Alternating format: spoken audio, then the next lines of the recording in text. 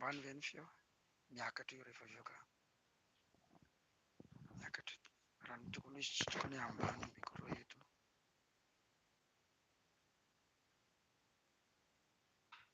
tokony aheny tsara foana tsika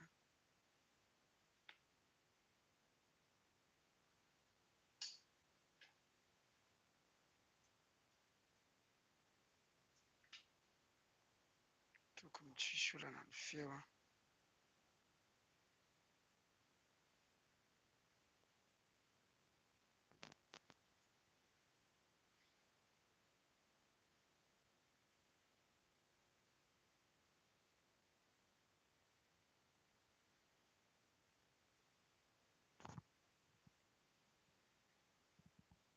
maheno tsara mahavariana fa misy maheno tsara dia misy tsy maheno tsara nefa tokony hitovy ihany io tokony hitovy ihany ia mivavaka ary tsika raha eo misaotra anao amin'ny anaran'i Jesosy aoka ny fanainao masina hitondranay lalina ao anaty fahalalana sy fahatakarana ary fanambarana misaotra ray amin'ny anaran'i Jesosy amen. Ny baiboly dia milaza hoe nandefa ny teniny izy ahasitrana azy sy hanafaka azy amin'ny longoa izay ny anjairany. Inona moa ny dikan'izany hoe nandefa ny teniny izany hoe nomeny ilay teniny dia ny fahalalantsika ny tenin'Andriamanitra no manafaka antsika ao amin'ilay lavaka misy antsika.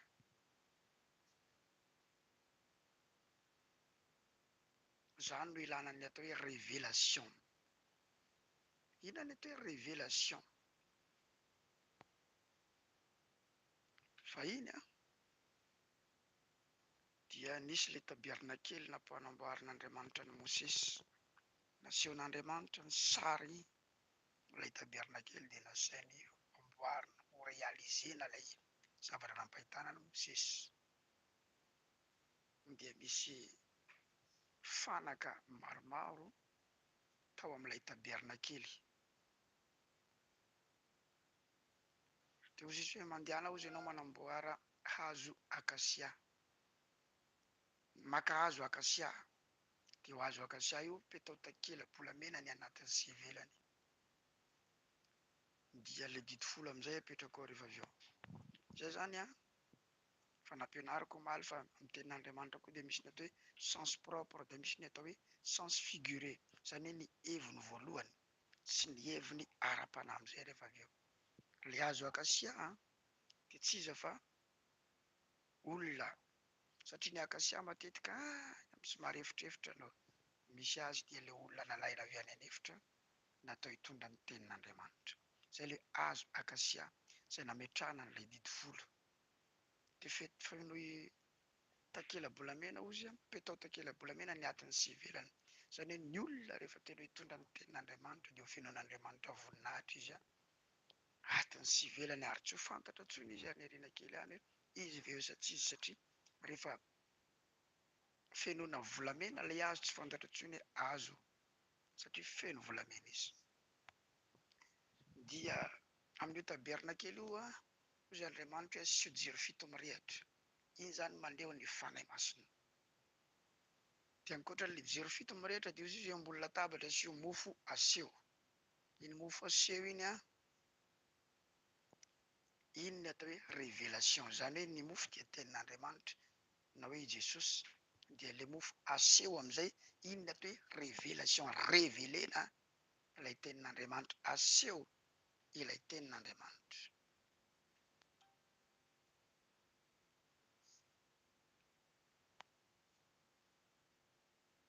Ka ny révélation dia tena mamonjy. Ny révélation tsy égale fahatakarana. Io misy manoratra hoe révélation mira fahatakarana tsy izay ka. Ny compréhension ny fahatakarana fa révélation fanambarana. Ny compréhension no fahatakarana fa ny révélation fanambarana.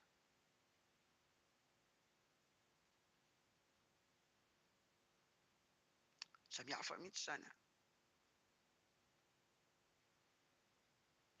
Ka tena mamonjy ny révélation. be dia be ny olona mamaky an'io baiboly io ary mahitsenjery tenin'Andriamanitra fa tsy manana révélation izy. Hoy Jesosy indray andro, ataony olona ho iza moa ny zanak'olona. Iza ny fiheveran'ny olona anazy ahitan zareo sanandro aloha. Mba tian Jesosy hoeny zany ny feofeon'ny olona any ambadika any hoe raha ny fahenoanareo azy ny olona tsy maintsy miresadresaka momba anao Jesosy dia ataony olona ho iza moa za io. Iza ny fieritreretan'ny olona anahy dia sambo miteny amin'izay.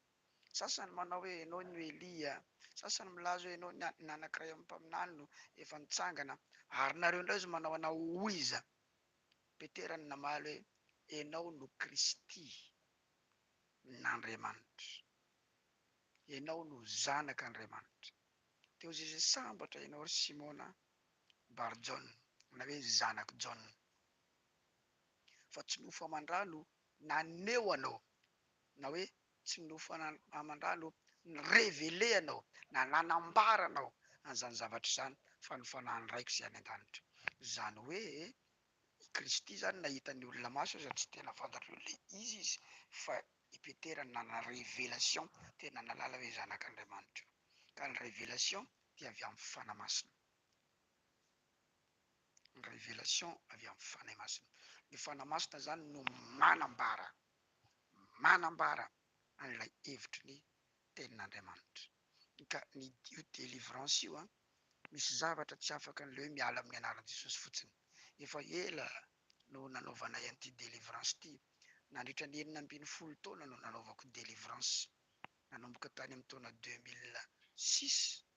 Zao tsika 2022, zany hoe 12 taona mahery kely aza no nanaovako délivrance afaka fanafahana. Fa imbedibe zay no tsy nahomby. Imbedibe zay no tsy nahomby. Tanao mila mianatra koa ianao amin'ny olona tsy nahomby, satria ny tsy fahomby azany dia ampahafantariny ianao sy ny antony tsy nampahomby azy. Olona tsy nahomby fa nahomby rehefa avy eo fa tsy hoe mbola tsy mahomby izy hatramin'ny androany. Eka io zany misy zavatra tsy vitany hoe miala amin'ny anaran'i Jesosy na miova amin'ny anaran'i Jesosy, voaka amin'ny anaran'i Jesosy. Misy zavatra tsy miova amin'izany fa mila révélation, mila révélation na hoe fanambarana avy amin'Andriamanitra. Ka raha iresakitsika momba ny atao hoe esprit de réclamation, révélation ny nahafantarana an'izany na fanambarana avy amin'ny fanahy masina. Toy an'ilay zavatra omaly no horesantsika androany.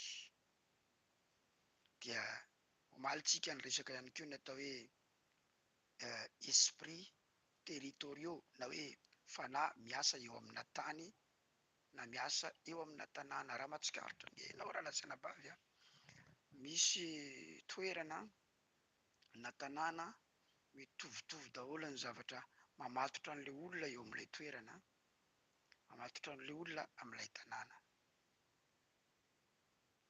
Ny zavatra iainan'ilay olona amin'ilay tanàna mitovitovy daholo. Na hoe tsy efa nahita hoe nandalo quartier anankiray, indrindra fa hoe bas quartier, dia mitovitovy daholo ny fiainan'ilay olona eo amin'ilay tanàna. Ary na olona nanana ny fiainana mba nihajahaja aza fa rehefa tafafindra amin'ilay tanàna dia miaina tamin'ilay zavatra iainan'ny olona amin'ilay tanàna. Misy olona zao amin'ny toerana anankiray, ny ankizilahy eo na ny tovolahy eo na raim-pianakaviana azy tsisy manao akanjo ambony daholo. Eny mitratratratra eny daholo ny lehilahy, volovolo tratra iny no mivoaka eo, vokavoka sigara iny eo amin'ny vavahady eo mitoditodika. Dia tanao tsisy manao akanjo ambony daholo fa mafana ny andro, short, pataloha. Tanao manana fiainana ohatrohatran'izany daholo. Sasany indray dia milalina lokaratra daholo amin'ilay toerana. Misy indray toerana sotrosotrotoka daholy, ao indray misarasara-bady daholo ny olona amin'ilay toerana. Zay ilay hoe esprit territoriaux. Ny territoriaux dia avy amin'ilay hoe territoire, tany, faritany, faritra. Zany hoe misy fanahy miasa eo amin'ilay toerana, misy fanahy miasa eo amin'ilay tanàna. Araka ny hitantsika teo amin'ny marika 5 izy omaly iny marika 5 le nivakiantsika omaly.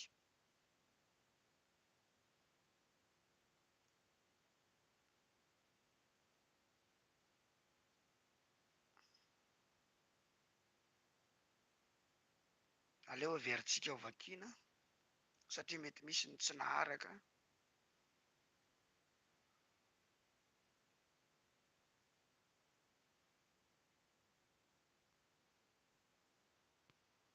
Amin'ny marika 5 no nahitatsika omaly.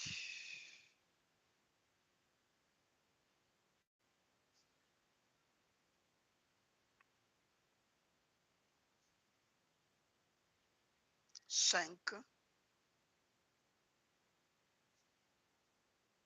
10 ary ny fona taminy izy le fanaratsy zany mba tsoroahany hiala amin'izany tany izany. Zany hoe le devoly tao anatin'ilay lehilahy feno fanahy maloto de ny fona tamin'i Jesosy hoe mba miangavy re, miangavy re, mba azaroana hiala amin'ity tany ity zay. Zay roanao hiala anatin'ity olo ity ndray tena manaiky. Tsisy azonay atao fa hiala zay satria tratranao ianao tonga hamonjy olona. Fa amin'ity tany ity kosa mba miangavy re zahay e. Aza vela hiala amin'ity tany ity zay. Dikan'izany miasa amin'io tany io lay fanahy. Miasa amin'io tanàna io lay fanahy. Ary jereo aza fa norohan'ny olona tamin'io tany io mihitsy ange Jesosy. Zay zany tena mana-porofo fa tena voafatotra tanteraka ny olona amin'io tany io. Ilay mpanafaka any no norohany. I Jesosy mpandroka indray, mpandroka devolina no norohany. Andao nge jerentsika zany eo amin'ny andininy ambanimbany eo tsika no mijery an'izay.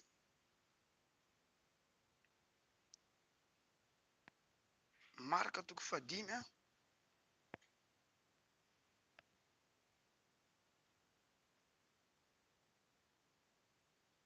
vakitsika manomboka eo amin'ny andininy fa 10 ihany ary ny fona taminy reo ka nanao hoe alefaso izahay ho any anatin'ny kisoa mba hiditra any aminy. Devoly eo le fanahy ratsy, fanahy maloto ny fona tamin'i Jesosy hoe izay mba alefaso amin'ny kisoa iry.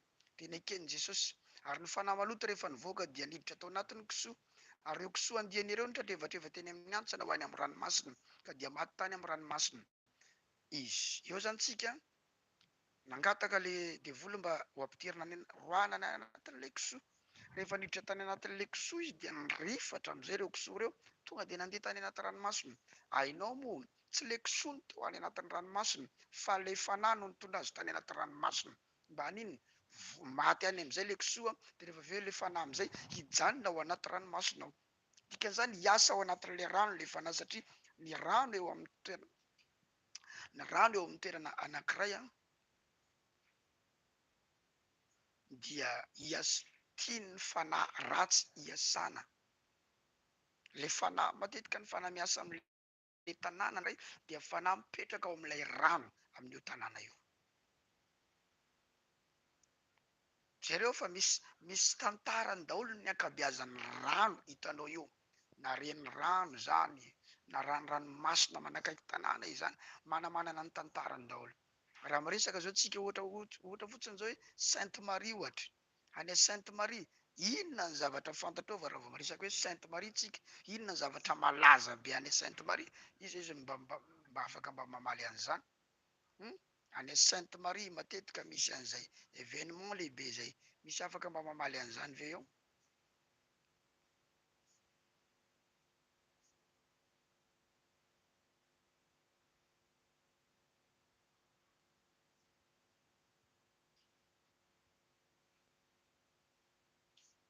Baleine ve? Baleine. Misy ny atao hoe Zagnahary be hoy zareo tsy zay ve le izy? Misy an'izay événement zay any Sainte Marie hoe Zagnahary be. Tsy zay ve le izy? Izy mba hifanahina an'izay. Zagnahary be.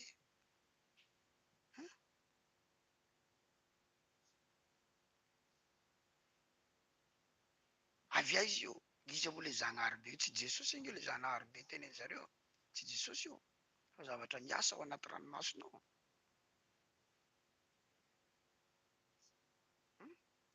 Zareo tsara, raha vao rano matetika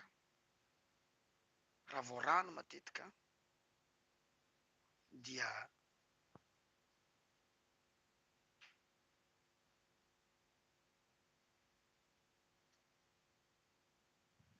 raha vao rano matetika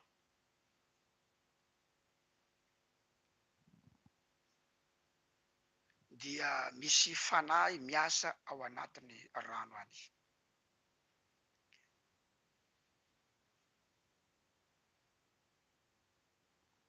Ary zany mihitsy no mahatonga ny ty fanahy ratsy tia rehefa noroana atao anatin'le kisoa dia any anatin'ny ranomasina any amizay zany petraka mba ahafahany mifeha an'io tanàna io.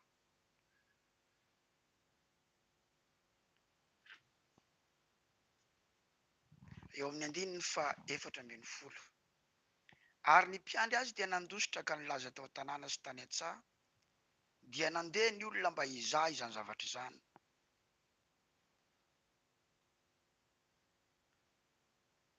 Ary tonga tany am' Jesosy izy ka nahita le demoniaka izay nisy ny legiona fa indro izy nipetraka ny tafilamba sady arisaina ka raiky tahotra ny olona.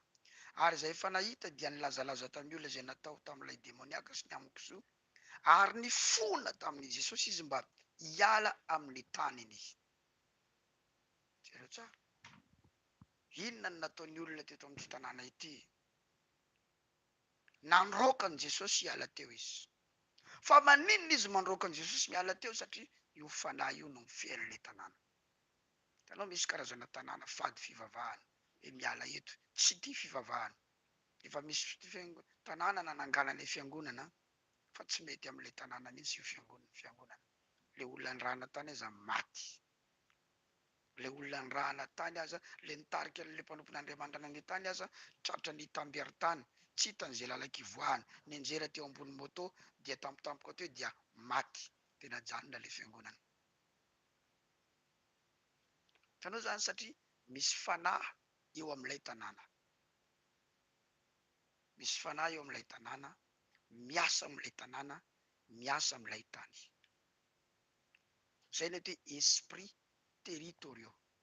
Ary ny toerana maro samihafa izay hitatsika maneran-tany dia tsy voatery hoe misy fanahy daholo, tsy voatery ny toerana rehetra koa dia misy fanahy. Tsika tsy midiaboliser zavatra hoe de diabolisena daholo ny zavatra rehetra, tsika tsy manao an'izany. Fa misy karazana tany fotsiny misy fanahy mamatotra. De zero tsara fa misy zavatra mitovitovy iainan'le olona eo. Ary raha ohatra ka olona avy amin'ilay tany ianao, mety tsy tanyrazanao fa lehibe teo ianao. Lehibe teo ianao dia anisany nofehezin'io fanahy miasa amin'io tany io ka lasa lavidavitra ohatra ianao tamin'ny fiainana hoe tafita ianao tamin'ny fianarana, nahazo baccalauréat fotsiny ianao ohatra dia tafakatra any amin'ny université dia réclameny am'izay ianao rehefa avy eo tsisy lasa lavitra zany ny olona am'ty tanàna ty ka, tsisy lasa lavitra zany ny ankizy teto. Dia ataon'izay tonga anao tsy havita hianatra intsony. Bac azonao fa université zany tsy miakatra any ianao ka midina ianao. Ianao nge olona amin'ny tanàna misy am'ty tanàna ty zay feheziko ianao réclameny ianao. De misy aza navita fianarana mba afaka baccalauréat any, mba tafita ary amin'ny université ihany fa ohatry ny olona mijanojanona ao an-trano am'izay de tsisy antony zay nianarany hatram'izay. Publicité any amin'ny Facebook hoe bac en poche. De any anaty paosy tokoa nge le bac any anaty paosy tsisy asany fa dia ao anaty paosy tokoa iny bac iny de zay fa dia miaino ainy tsy mahita zavatra atao. Mety mivarotra glasy ny asany rehefa avy eo na mivarotra sorbet, mivarotra clarinette, mivarotra bonbon sucette. Hitanao zany hoe tsy mahazo mandeha lavitra zany ianareo fa eto ianareo. Hoe mba nahazo tokantrano koa ianao, ny olona amin'io tanàna io misarabady daholo ary misy karazana tanàna zany tsisy miasa alohan'ny hanambady zany intsony koa ny olona eo. Ary mifosa olona manana tokantrano ny olona amin'le tanàna. Fa efa efa fiainana amin'io tanàna io mihitsy ny tsy manambady. Ary misy olona ao anatina lakoro be anankiray de misy vodomanga roa telo eo dia mamelatra tsihy rehefa amin'ny atoandro dia de mifosa olona ao ambadika ao rehefa avy eo. Miresaka miaraka amina tehaka reny de dia mifampiresadresaka eo dia nanahoana ny afaran'ny filmany marimary iny, nanahoana ny lamina ihany ve si Sergio sy ny tariny, manahoana sy ny tariny, dia fiainana korokorotoka ohatran'izany. Fa tsy alany foana misy olona tafavoaka dia lasa lavitra, dia misy aza tonga ty ampitan-dranomasina ty, misy aza tonga iny ambonimbony lavitra be any, dia rehefa lavidavitra any am'izay mireklame am'izay le fanahy rehefa avy ao. Olona ny fehezina ianao, avy tamin'ity tany ty ianao, tonga ny fotoana hitakina ianao am'izay miverena ty, fa anay ianao midina ambany. Zany no mahatonga karazana problème tampoka be, dia misy karazana savorovorom-piainana. Misy olona zany a, ohatry ny efa tafity zany izy, ohatry ny tafavoaka zany izy, ohatry ny nety zany izy, de manomboka misy problème be am'izay, i mila avako ny lohany. Ilay tsy tia no tantaraina amin'ny olona mihitsy, satria raha ny fahitany olona azy zany dia tena miaina amina voninahitra, miaina amina fandresena, dia tsy tia no fantatry ny olona, kanefa mila avako ny lohany, satria misy hery misintona azy idiny, misy hery misintona azy idiny. Zay le esprit de réclamation. Miaraka amin'iny am'izay le nofy, misy nofy zany manonofy an'ilay tany ianao, manonofy an'ilay tanàna ianao, manonofy an'ireo namanao taloha reo ianao, namanao zay efa tsy nieritreretinao tsony, tsy fantatrao tsony hoe aizany misy an'ireo, na maty reo na velona, tsy fantatra tsony, fa dia manonofy an'ireny ianao. Ami d'enfance, ami de la jeunesse, manonofy an'ireny ianao. Camarade de classe, manonofy an'ireny ianao hoe averinany ianao.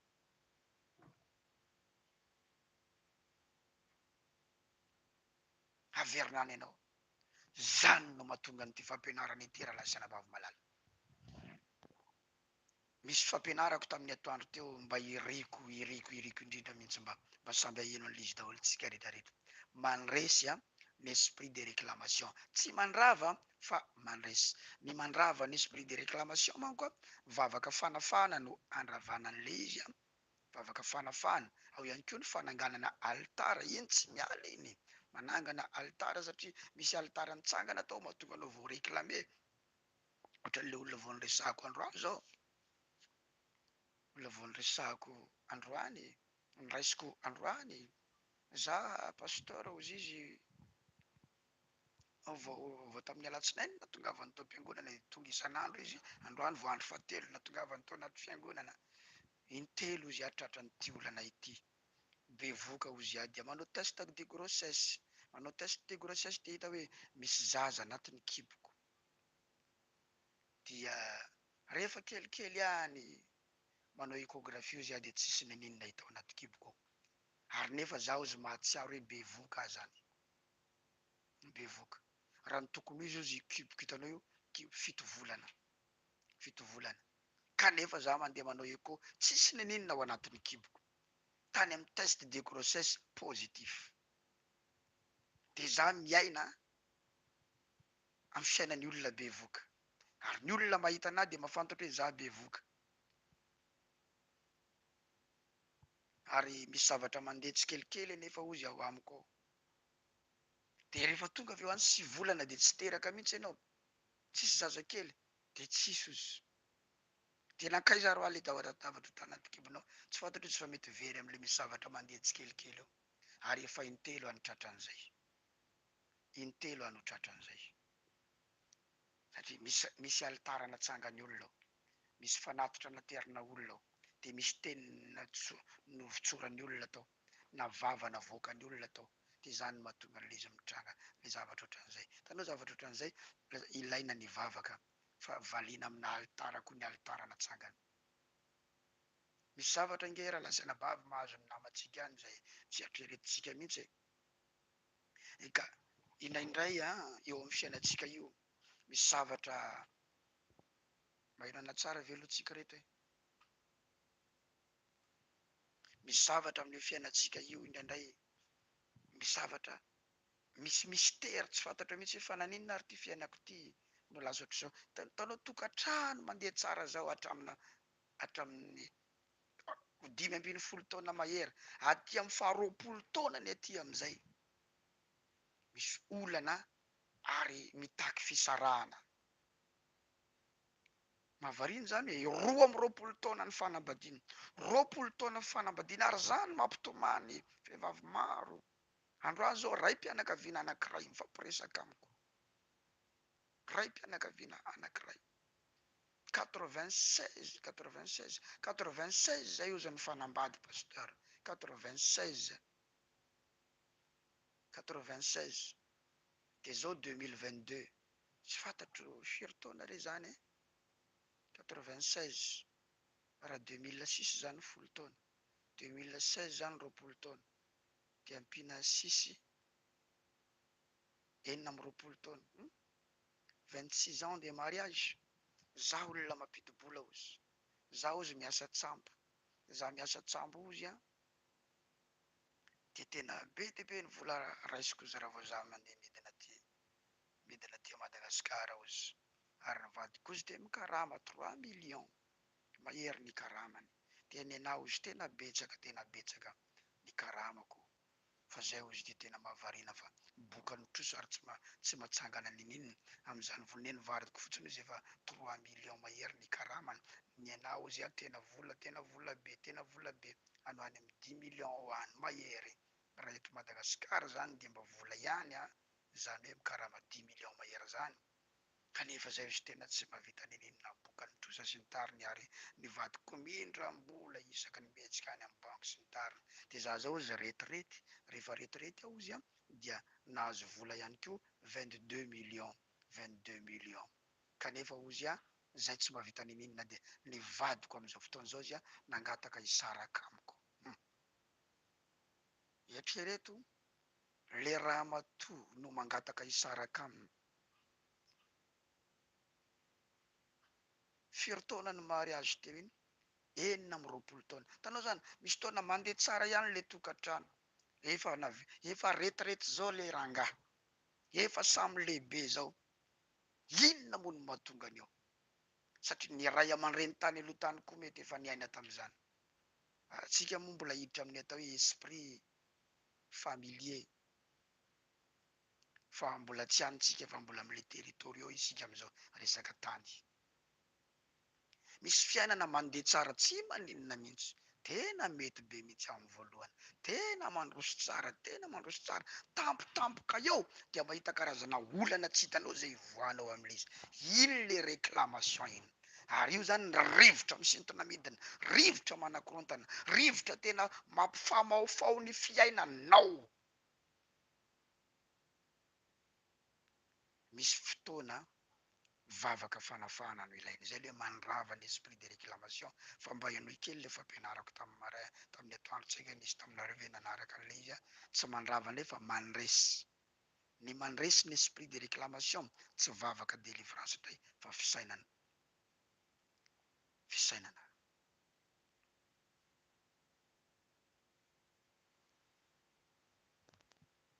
Io tsy misangy io esprit io a, tsy misangy io a. Zava-doza io rehefa io mihetsika amin'ny fiainany olona, zava-doza io. Jereo tsara atao amin'ny mahavarina anahy mihitsy io zanak'Israely io a, tena mahavarina ahy mihitsy ny zanak'Israely io a. Raha mamaky tsika atao amin'ny Exodus 14 nge,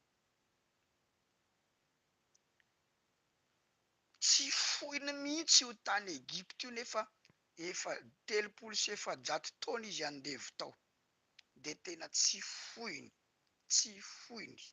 io tany Egypta io, tsy foiny zanak'Israely io. Vao niteny fotsiny i Mosesy hoe hialatro tsika de efa tezitra ngery zareo e, nefa izy ao andevo. Zareo misy karazan'olona tsy te hiala amin'ny fiainana ambany, fa mahazo aina izy, ampinao izy fa izy tsy vonona, hoentina miakatra izy fa izy tsy vonona.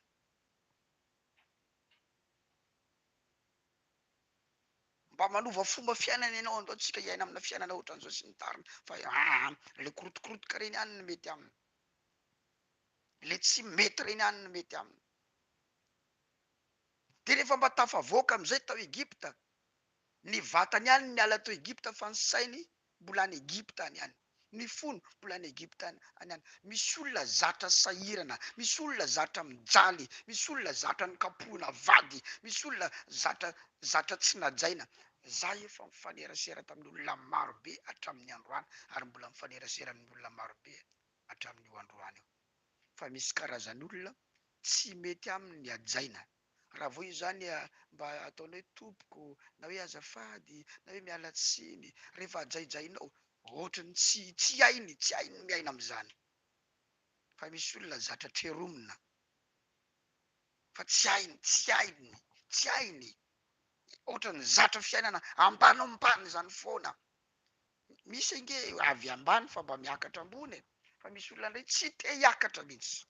Ary raha ianao zany mba hoe hitondra anazy miakatra de lazainy fa olona sarotiny, olona ohatran'izao, olona tsy hay, satria tsy vonona hiakatra. Le fanandevozana ara-tsaina no mahatonga anao.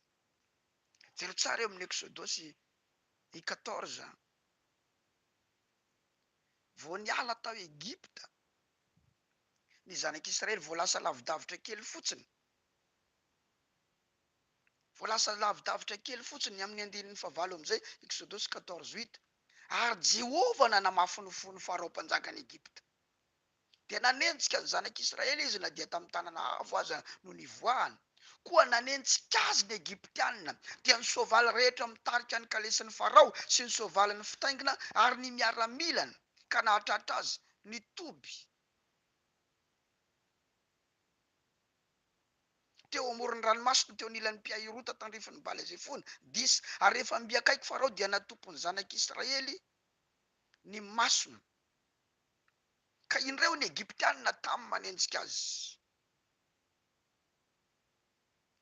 Dia raiky taotry indrindra ny zanak'Israely ka nitariana tamin'i Jehovah, ary hoy koa izy tamin'i Mosesy: moa tsy nisy fasana va tany Egypta ny nentinao fahatetehana hevitra izahay? Nahoana ny nanao izany taminay ianao ka nitondra anay nivoaka tany Egypta? Tsy izao va no tenin'ny olazainay taminao fony tany Egypta hoe aoka zay fa avelao ihany zay hanompo ny Egyptianina, fa aleonay manompo ny Egyptianina toy izay faty aty anefitra. Israely zany tsy mahita destiné mihitsy na de toriana aminy ato hoe destiné. Tsy mahita tany Kanana zany ny sainy sy ny fanahany, na de resahana azy hoe hoentina miakatra ho an'ny Kanana ianareo, fa izy ho faty any anefitra no hitany. Izy ho faty eny am-pandehanana no hitany. Aleo zay hijanona eto Egypta ihany. Ao Egypta ao zany misy zavatra miazona azy. Misy olona omenao asa tsara fa tsy vonony zany izy. Misy olona alainy olona vady fa tsy manaiky nefa olona tsara zao niaka vady azy. Aleoko zao.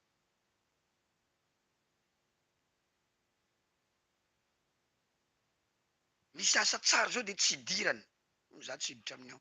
Gaga daholo ny olona. Inona ny tsy idiranao amin'io asa io? Za tsy hiditra amin'io fotsiny. Za ngazonareo terena. Satria misy zavatra miazona azy eo amin'ny toerana ambany.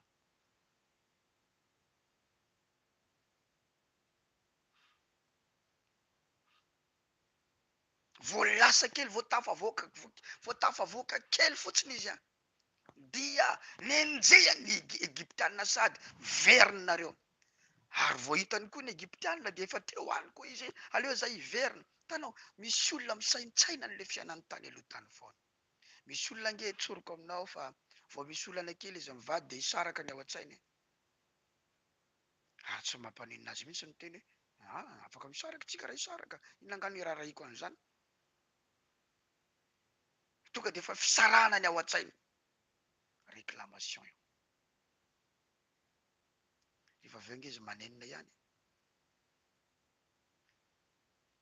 Vo misy olana kely hoe ampiasaina de izy miala amin'ny asany. Za nge afaka miala ato raha zany ny olana e. Aleo ialako ty tsy olana mihitsy. Ilany io azy. Réclamation io. Tahaka ny Israely tao Egypta. Satria tao Egypta nge feno karazana fanahy. Pharaon manana ny ombiasiny. Pharaon isa maraina mandeha amin'ilay rano nely. Mitodika amin'io rano dikan'izany misy zavatra amin'io rano tompoin'ny Pharaon.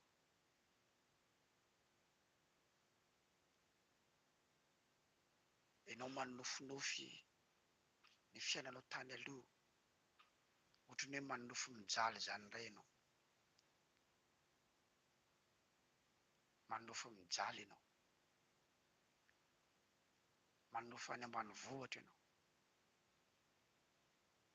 manofy any amin'ny ray aman-dreny any ianao, de ohatrany hoe zaza tampoka an'ilay ianao zany, taitra rehefa avy eo ianao tany an-tranon'ny papa sy mama, de le mbola irakirahany reny any an-trano, zany nofonao, réclamation zany. Tanao, le réclamation zany misy fotoana vao netinety kely ny fiainanao dia tsy ekeny, fa lasa izy manenjika anao heverina eo. Ary misy olona efa mahazo tsirony amina fijaliana, ohatrany tsy vonina hiaina amin'ny fiainana tsara izany intsony fa ohatrany aoka zao e, aleo zao e, aleo zao e, ny olona rehetra te hiakatra daholo fa izy aleo zao e, aoka am'zao e, aoka zao e, aleo zao, raha de hoampiana hoe ao fa ho ampiako ianao, aoka zao e, kanefa dia miseno sambrera mitomany sambrera, misy tany mireklame azy, misy tany mireklame azy. Zavatra anankiroa no ilaina, vavaka fanafahana sy fisainana. Misy zavatra mila vakianao ao an-tsainao ao, mila toerinao ao an-tsainao, mila tsekenao ao an-tsainao ao. Raha izay hoe vao nisy zavatra nisokatra kely de efa tsekeny, ohatran'ny ranomasina, ohatran'ny zanak'Israely e, vao tafiala kely tao Egypta fotsiny, hoaiza moa ry zareo raha mba fantatreo andeha hanangana alitara ange reo, ny namoahana an'ireo hiala tao ange ka andeha hanao fanatitra, andeha lala ny katelona ho any amin'ilay tendrombohitra anankiray dia ao reo no hanao fanatitra. Tsy mahazo manangana alitara zany nareo sy faravana nareo androany, potena nareo androany. Zay anankiray. Faharoa, misy fotoana velany lasa lavitra ianao, fa rehefa any aloha be any, akaiky ny anjara voatendrinao tena hiaina amin'ny fiainana tsara, eo indray izy. Ataon'izay tonga anao reraka tanteraka, e tsy vitako intsony, za mba olombelona ihany. Zay mihitsy ny firazonao, za mba olombelona ihany, na Andriamanitra aza mahazo tsiny.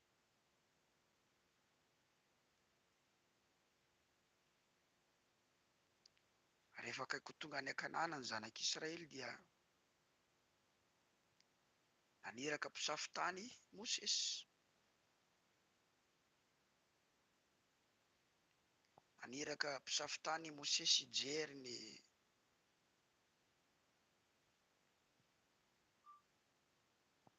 ny tany Kanana, eo ohatrany ahoana zany tany zany, io tany olavaitsika ohatrany ahoana, fa rehefa niverina avy tany ny mpisafitany, zavatra mandreraka no resahany avy any.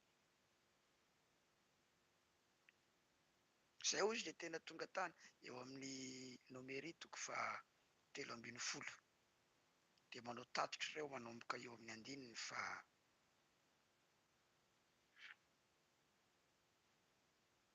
520. Dia milaza izy hoe tena mafy be ny olona ao, mahery be ny olona ao,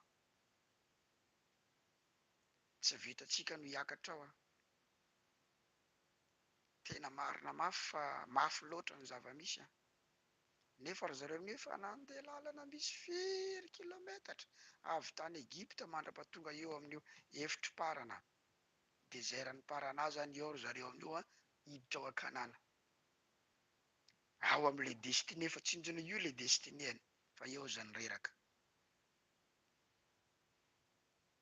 Nefa efa nisy ezaka be natao, zay tokantrano efa nandaniana fotoana nandritra ny 20 taona dia eo ny ravanao, asa efa ny sasaranao nandritra ny 5 taona dia eo ny ravanao, efa nanao pastera nandritra ny 5 taona eo dia eo no hiala pastera indray, tsy fantatra hoe inona ny aretanao nandritra ny 5 taona, eo ianao tsy vonina indray.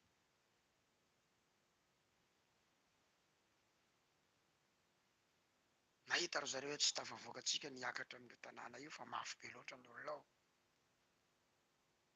Amin'ny Exodus, amin'ny nomery 14, manomboka eo amin'ny 1 jereo tsara, raha avy nanao an'io tatitra io ny 10 lahy tamin'ny zanak'Israely, zay ny safitany hoe tsy resitsika ny olona ao fa matytsika raha miditra ao a. De zareo tsara manomboka eo amin'ny Exodus 14 manomboka eo amin'ny 1 eo. De nanandratra ny feony ny fiangonana rehetra ka nitaraina ary nitomany ny olona tamin'iny alina iny tomitomany am'izao vatany zao fotsiny izy nefa Andriamanitra mbola vonona ho mba azy raha lasaina bava aza mandany andro mitomany zany ianao amin'ny adinao fa tsy mampandresy zany ranomasina. Ianao zany mieritreritra hoe mangoraka Andriamanitra amin'ny ianao mitomany. Andriamanitsika tsy Andriamanitra na sentiment fa Andriamanitra na principe. Ny Andriamanitsika tsy Andriamanitra na sentiment fa Andriamanitra na principe. Sentiment tsy zany mihitsy izy. Tsy nahavita zavatra Andriamanitra teo amin'ny fiainan'ny olona raha mijery ny sentiment'ny olona fa principe ny fiarahana amin'Andriamanitra. Raha te hanana fiainana tsara, goavana, feno voninahitra dia tsy sentiment no andehanana fa principe ny tanterao. Raha Andriamanitra zao mandeha amina sentiment, tsy navita ny teny tamin'ny Abrahama izy endahina mankany amin'ny tendrombohitra Moria dia tero ny zanaka ao atao fanatitra any hodorana. Mijery ny Abrahama amizay so nga i Abrahama raha mba hoe navoaka zany ny fony Abrahama hoe io nalana nisorona ao anatin'ny tratrany de mihitsy navoaka ohatry ny ahoana loatra ny fony Abrahama. Na mijery ny Isaka fotsiny le nanontany iny hoe dada, satria Isaka io matetika mahita ny Abrahama manao fanatitra satria dadany efa olon'ny fanatitra. Ary mahafantatra tsara hoe rehefa hanao fanatitra dia mitondra ondry de ozy Isaka. Dada, ity ny kitay andeha anaovana andeha andorona fanatitra. Ty ny afo ty miaraka amitsika ty fa aiza moa le ondry atao fanatitra hodorana io nefa izy le hodorana.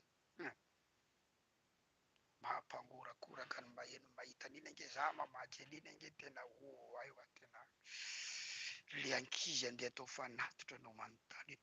Aiza moa le ondro atao fanatitra io e nefa izy le hodorana eo. Mampitetomana mijery an'iny sy mamaky an'iny. Fa hitanao mihitsy io Andriamanitra io tsy Andriamanitra na sentiment fa Andriamanitra na principe hoe zao ny lame de iny arao de zao ny résultat. Izy tsy Andriamanitra na sentiment fa principe. Jereo ange Jesosy nahazo an'i Jesosy teo amin'ny hazo fijaliana. Raha Andriamanitra na sentiment fa nga nisy fotoana ange Jesosy niteny hoe za nga ozy ry Jesosy tsy afaka hiresaka amiraiko de izy aniraka anjely tsy omby legiona ho avy eto aminareo eto. Jesosy zany tamin'ny fotoana iny saika tsy haiko hoe saika hiakatra ve izy sa ahoana. Fa izy tsy Andriamanitra na sentiment. Raha azo atao de esory amiko ty kapoaka ty mafy taminy fa Andriamanitra raha Andriamanitra na sentiment hoy tena mafy ny mahazo ny zanako aleo ajanoko ilay fa principe tsy voavonjy izao tontolo zao raha tsy atolotra eo anao anaka. Dikan'izany raha ranomaso tsy mampitodika an'Andriamanitra ny fiainanao zany mitomany inge anao 3 herinandro momba ny fiainanao hoe tombo mafy so mahazo anazy hoe tsy vitako tsony mba metezanao amin'ny toerako Andriamanitra fa mba olombelona ihany ane. Tsy zany principe arao.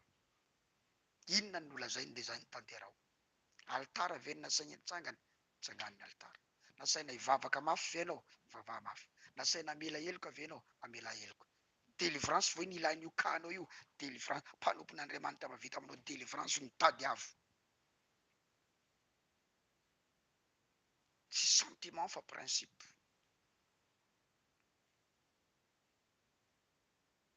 Principe no arahana amin'ny fiarahana amin'Andriamanitra ka ajanony ity ranomaso lava amin'ny fiarahana amin'ny tompo ity fa tsy manova nin'inona eo. Jesosy raha lazaina bavy tsy tia ranomaso zany Jesosy a. Misy fotoana Jesosy mitomany fa zavatra mampitomany azy dia mba hamonjena ny olona satria marary loatra ny fony mahita ny olona tsy mibebaka dia nivoaka eo amin'ny ranomaso miala elona amin'le olona tsy mety miverina amin'Andriamanitra na amin'le olona tsy mety manana finoana. fa tsy hoe nijaly dia nitomany, mafy ny nahazo anao dia mitomany. Ora lasana bavy, arao fotsiny ny prinsipa an'Andriamanitra raha hiady ianao, fa tsy ranomaso no entina miady. Marary amin'io ianao dia miakatra amin'io ny tension anao, na ambany be amin'io ny tension anao, dia tratrana gros cœur amin'io ianao, tsy ambinina aminao anie zany. Ranomaso, jereo tsara. Reo olona nitomany be tamin'ny fahafatesan'ny zanako Jero, nampomeziny Jesosy aloha zay vao niasa izy, satria Jesosy tsy niasa anaty koretaka. Tonga tao an-tranony Jairo i Jesosy dia misy olona mitomany be, sady manao domo ny sasany, manao karatra ny sasany. Sasany fitomany namboarina, satria misy an'io malagasy mitomany faty io koa, efa misy poezie mihitsy. Fa omaly tsika ny mifankahita tery de Jesosy zao de misy mamaly koa sasany misy efa zavatra fanahinina. Misy avy me tato izy de miditra ao trano dia ao amizay izy mitomany be, vita ny tomany de miresaka am'leo akaikiny izy. Ay anao ato, inona vaovao? Za mahita zavatra ohatran'izany. De ty zavatra ty, ianao maso to tsy hitako mihitsy. Le tany ohatra de mitodika am'le fatoko izy de feno fiatsaram-bela tsy ny fiainana. Dia nisy zavatra ohatran'izany teo amin'ny zanaky Jairo maty, dia mitomany ny olona, mitomany ny olona, mitomany ny olona, de nampomeziny Jesosy am'izay. Tonga avy any am'izay Jesosy, aza mitomany o Jesosy, tsy maty raha zazavavy fa matory. Olona avy nitomany be ny vao naheno an'izany, tonga de namantana ny ome. Hoy ny baiboly hoe ny ome fatratra ny olona. Veran'zay rehefa adala zany Jesosy, tena mitapina fivavahany, tsy maty ony. Kakakaky iny zay vao niasa am'izay Jesosy. Tanao Jesosy tsy miasa ao anatin'io ranomaso izy, tsy miasa, tsy miasa.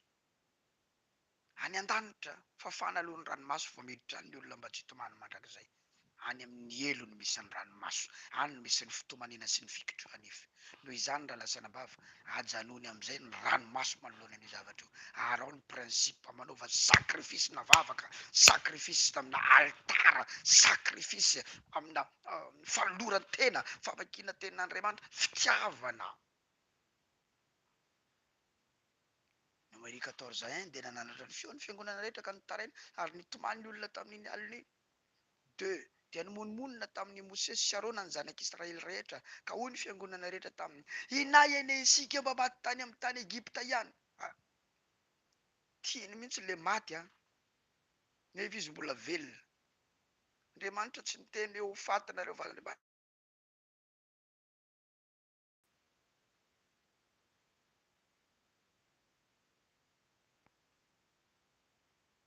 inay ene isika mba maty tany amin'ny tany Egipta ihany, fa aty mihitsy fetsika ny maty.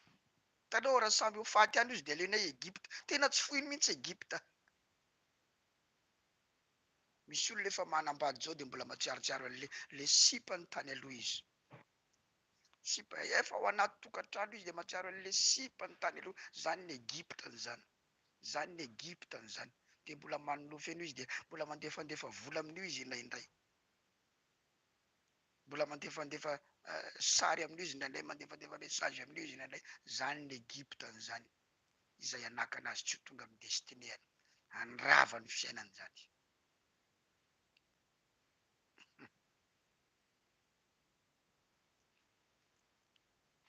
Inay ane isika mba maty taty amin'ity efitra ity, na Egipta na efitra zany, tsy mieritreritra mihitsy afaky ny andresy réclamation ny tany Egipta mireklame azy.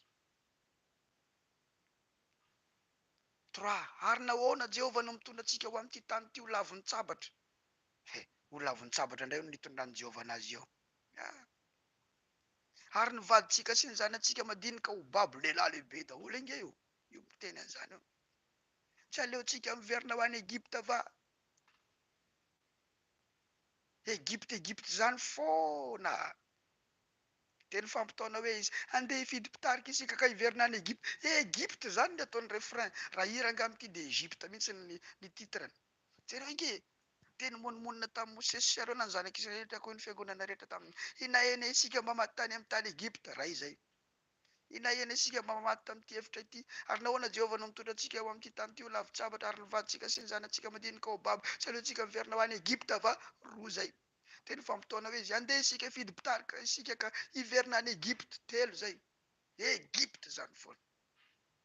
Satria misy mireklame azy le tany Egypte. Mireklame azy le tany Egypte. Misy olona vonona hisaraka amin'ny tokantrano miala amin'ny tokantrano io na dia hijaly ao an-tranon'ny ray aman-dreniny azy. Za ialako anao tsy maninona za na dia hijaly fa za hiverina any amin'ny papako sy mamako. Tsy maninona na dia hijaly any azy za. Zany hoe inaheny ika maty tany amin'ny tany Egypte. Mifidiana mpitarika ao anay hiverenana ihany. Mbola mila leader koa zany izy hitondra anazy hiverin-dalana, hitondra anazy amin'ny fiainany tany aloha. Raha lasina vavy malala. Fantaro ny esprits territoriaux. Inona ny zavatra namatotra misy amintsika io nge ianao tafavoaka ny mpiray-tampo aminao anaty lavaka daholo. Aloha tsara. Ianao ny tafavoaka fa ny mpiray-tampo aminao anaty lavaka daholo. Dikan'izany ilay tany no mihazona an'ireo. Lay tany nisy anareo no mihazona an'ireo. Anaty lavaka daholo. Be dia be nge ny olona menatra amin'ilay fiainan'ny mpiray-tampo aminy. Satria mifanalavitra loatra ny niveau de vie-ny sy ny niveau de vie-ny mpiray-tampo aminy. Izy rery ny tafavoaka. Na endrikana tarehy aza samy hafa. Satria tsy mitovy ny tarehin'olona miadana, tarehin'olona milamina sy ny tarehin'olona sahirana, ny tarehin'olona mijaly. Io tonga dia miharihary io. Ohatrany misy soratra mihitsy hoe za sahirana, mijaly, mampalahelo. Ireto zany ohatrany misy soratra mihitsy hoe sahirana, mijaly, mampalahelo, zao sisan'ny hafarako, ahoana ihany ary izy ity. Zany hoe feno soratra io tarehiny io. Fa misy tarehiny olona indray misy soratra hoe voninahitra ho an'Andriamanitra. Halleloja. Voninahitra ho an'Andriamanitra. Misy tarehiny olona misy soratra hoe je m'en fous. Zany no soratra tsy raharahako. Dia hitanao misy mpiray-tampo anaty lavaka fa ianao rery ny tafavoaka. Ianao rery ny tafavoaka. Fa manino reo anaty lavaka daholo? Io le tany mihazona azy. Ny an'ireo reto tsy réclamation. Fa tsy haitako hoe arrestation mihitsy ve sa inona. Na areten'le tany hoe etonareo aho. Fa iry tafavoaka reza mbola ho sotominay. Dia jereo tsara, ianao tafavoaka io dia le volanao amin'izay sotomin'ireo rehetrarehetra satria tsy alana problème izy mianakavy ireo. Ary ataonao ahoana moa tsy hamany olan'ireo. Tsy alana olana izy mianakavy.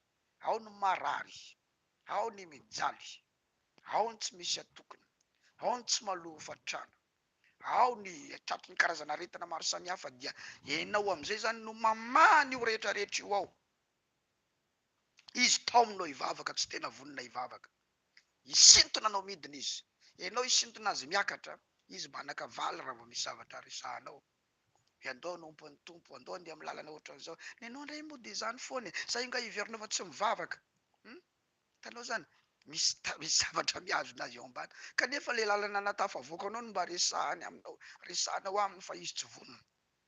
Ary tsy vitan'izany fa ianao indray mbola fisainy, ianao indray mbola lazainy fa olona ratsy saina sy ratsy fanahy. Kanefa dia ianao ny mpamany olan'izy rehetrarehetra. Maro ny tratran'izany zavatra izany satria tazomin'io tany io eo izy dia hatramin'ny saina aza mikatona. Dia hoy izany hoe fa naninona mihitsy ary reto olona reto satria tazomin'io tany io eo izy. Izy manana ratsan-tanana folo afaka miasa, manana rantsan-tongotra folo afaka miasa, mitovy mihitsy raha ny ratsambatanareo. Manana sofina afaka miaina, manana vava-orona tsy telo fa roa mitovy amin'ny olona, tsy sampony. Fa eo izy, azon'ny-javatra eo izy. Dia ianao tafavoaka ary amin'izay dia raha zareo mbola voazon'ny tany amin'izay no isintona anao midina eo. Tanao rehefa ery ambony ery ianao dia mivavaha ho an'ireo olona mbola ery ambanimbany ery ireo, ho an'ireo fianakavianao ireo mivavaha. Dia izao amin'izay misy fotoana am'izay manko ianao maheno hoe tena mafimafy zany lalana zany de mireklame anao am'izay le zavatra mihazona an'zareo hoe enao ampidinina am'izay a fa ianao ihany ny mpamahamahany olona andreto olona reto a ianao ihany ny mpamahamahany reto olona andreto olona reto a indrindra fa ianareo aty ampitanmasina aty tena marobe ny no tratran'izany ange everiny zareo zany hoe aty andafy ianao dia ao an-dakoronao ny banky dianao zany a zanaka anabavin'ny directeurny banky a dia manana accès miditra hatrany amin'ny fanomboarana vola mihitsy ianao hatrany amin'ny fanamboarana vola de isaky mihetsika andefasy vola andefasy vola andefasy vola andefasy vola hatramina paingotra nalàna parasy aza iatsonanao hoe tsisy paingotra fa nidira parasy le zandrinao faralahy iny andefasy vola narary andoha kely le zanaky ny anadanao dia hividy paracetamol andefasy vola fa marary andoha izy a fa hividy paracetamol tsisy stylo manga mila stylo manga hony le zandrinao iny fa andefasy vola vidianana stylo manga fa stylo mena sy mainty any misy ao fa tsisy stylo manga mba andefasy vola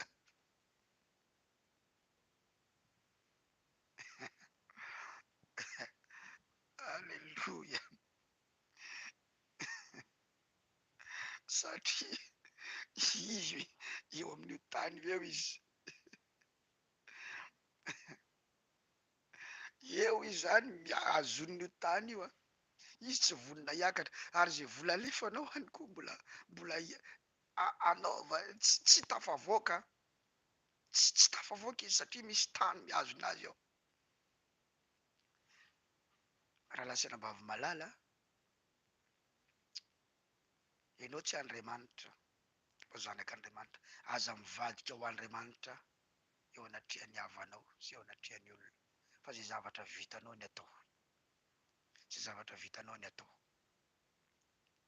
zay zavatra vitanao ny atao mandeha tsara avy ianao za manokana raha ny principako a manao zavatra ho an'Andriamanitra ho amin'ny fanjakan'Andriamanitra de misy fotoana ny fianakaviana nge mety malahelo ihany za tsy menatra am'zao vavolombelona eo anatrehan'ny fianakaviako a na manatrika fotoam-bavaka ny fianakaviako hoe za namafy vola ohatran'izao tamin'ny fiangonana misy vola tsy misy saomana vola tsy tongako any amin'ny fianakaviana fa tongako amin'Andriamanitra satria rehefa tafakatra ambonimbony a de mora amiko misintona ny ambany miakatra fa raha satrony fianakaviana any aminy daholo ny andefasanao nyity andefasanao ny ry andefasanao nyty fa misy fianakaviana mahivavy anao de relefanao ny am-piangonana any any vola ka fa soavana avy ao amin'Andriamanitra no ekaranao izy tsy matakatra fa ty tena de tiany zany a any aminy any foana ka famafazana amin'ny fianakaviana nga hampisandratra fa famafazana amin'ny fiangonana no mampisandratra de zaranao amindray mijery fianakaviana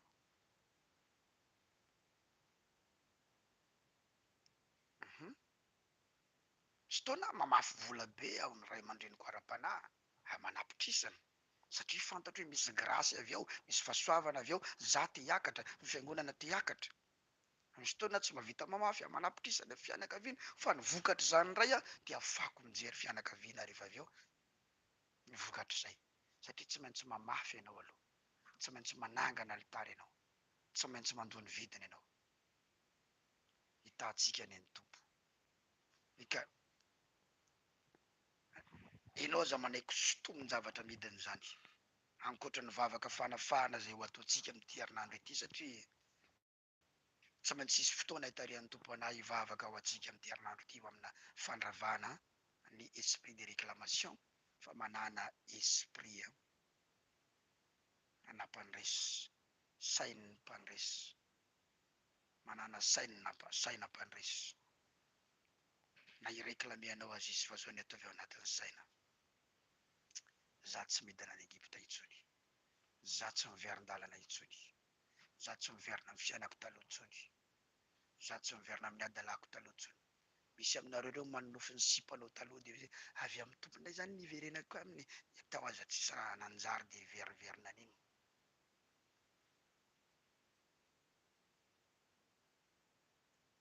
fa ataony de volitanao ao iny am'izay anao manimanina ngomangoma dia matsiarotsiaro dia anoratra dia rehefa avy eo a fa ny fanadalany réclamation daholo eo raha lasana bavy malala aza miverina amin'ny fahazaran'ny ratsy namatotra anao adalàna namatotra anao filanana matotra anao, toetra ratsy namatotra anao. Aza manaiky-iverina ny manana sain'ny mpandroso hoe za masina, za marina, za matahotra an'Andriamanitra, za miaina amin'ny fiainana feno voninahitra.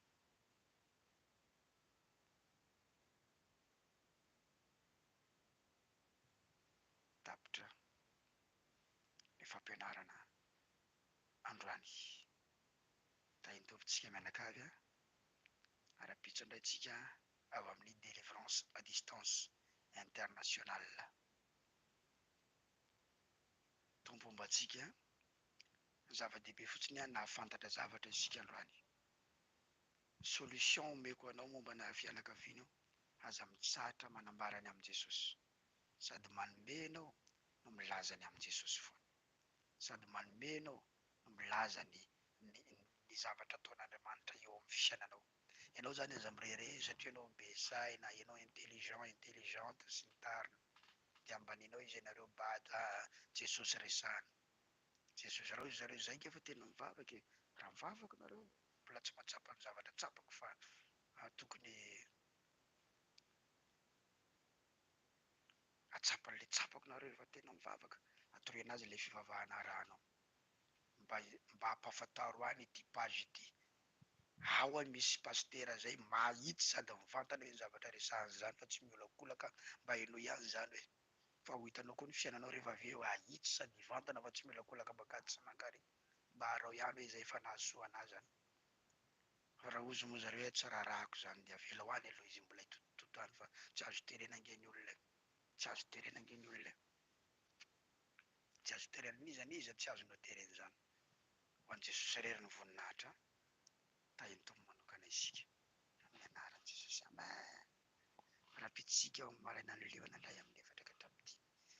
Soraty eto ny zavatra voarainao tamin'ity andro anivy ity. Soraty anatina 2 minitra 3 minitra dia manorata commentaire.